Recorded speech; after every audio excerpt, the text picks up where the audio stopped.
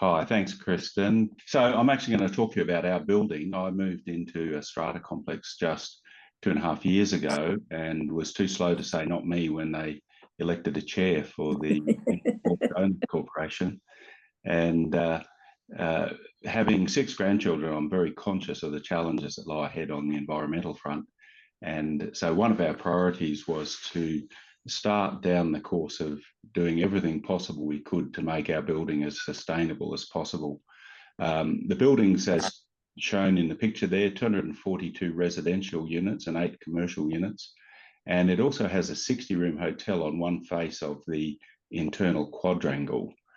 So it's at the larger end of the spectrum, and I appreciate that many townhouse type developments and small low-rise buildings will have quite a different challenge ahead of them.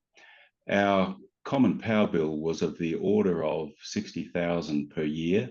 That's powering all the lights in corridors, lifts, roller doors, etc. So pretty substantial power bill.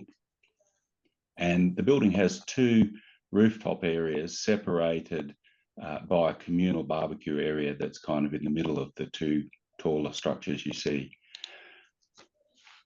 We decided solar should be our first project, very cognizant though that there are 3 or 4 other major projects ahead of us. Support for electric vehicle charging, getting rid of a communal gas-fired hot water system, and other projects of that nature. But the proposition we developed was to put in a solar system and to fund it by borrowing from our sinking fund. As a new building, our sinking fund had a profile, as you can see in the orange, the blue line there, where not much happened to it until about year 10 when the lifts needed upgrading. So it was a pretty nice kitty of money.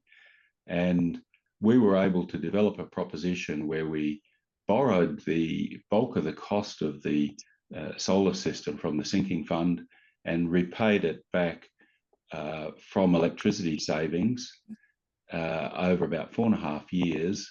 But at the end of that time, we then look forward to saving something like 800,000 in electricity costs over the next 20 years. The beauty of this model was nobody dipped 1 cent into their pocket for this solution. Under legislation, they have to fund the sinking fund anyway. The array we put in was a 65 kilowatt array. It was completed in June last year, so it's just clocked over a little over a year now and very much performing on track with the expectations we had. Like any building, it's expensive to get things up there and to get cabling down, etc. But there's a picture of some of the solar array as it was completely installed. 130 500 watt panels. Our output is capped at 50 kilowatts. We did have more roof space. I've got another picture in a second. In fact, I'll switch to it. There's an aerial shot. We've put solar on just one of the 2 rooftop spaces. The other one is a little more complex because there was a problem with an expansion joint, and the solution involved putting down insulation and a layer of rock ballast to hold it in place. So installing solar onto that second rooftop is more difficult. But it also turned out that 65 kilowatts was about the sweet spot in terms of a rapid payback. If we had put in much larger, we would have simply exported the energy to the grid at a lesser cost, and so it would have been a suboptimal proposition from a business point of view. Having said that, though, we do have plenty of capacity to expand in the future. Here's a slide showing a typical day's production. The red line or red area you see is our use of common power, which predictably rises during the daytime and drops off in the early hours of the morning. The green and blue curve is the solar generation. The blue is offsetting imported energy, and as a body corporate, we pay a commercial rate for that energy of over 40 cents per kilowatt hour.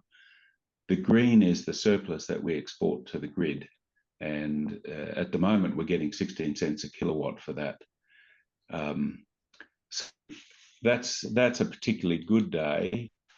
Over the course of a year, solar generation dips in winter, of course, but when we average it out, we resolve to repay the loan from the sinking fund at a fixed amount of $7,500 per quarter.